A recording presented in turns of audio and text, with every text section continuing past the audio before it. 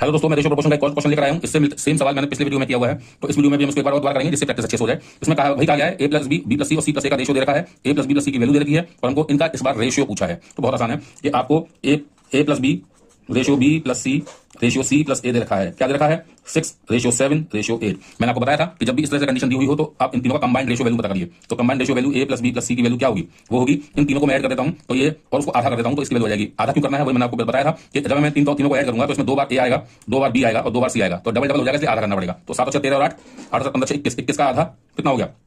21/2 ये हो गया। तो इनका रेशियो सम ये आ गया। लेकिन रेशियो सम हमको टोटल दे रखा है, हमको ऑलरेडी ए प्लस बी प्लस सी की वैल्यू हमें दे रखी है। कितनी दे रखी है? हमको दे रखी है 3150।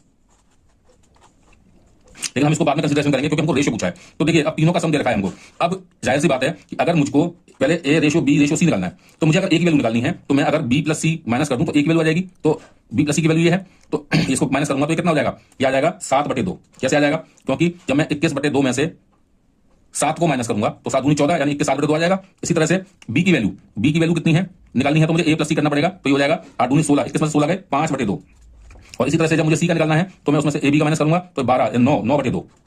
सब में 2 है तो इसका मतलब क्या हो गया? मैं इसको कर सकता हूं 2 से मल्टीप्लाई तीनों रेशियो को तो भी बराबर आएगा। तो यह आ जाएगा 7:5:9। 7:5:9 option C is your correct answer. तो इस तरह से इन सवालों को करते हैं। मिलता हूं नई वीडियो में नई प्रॉब्लम के साथ।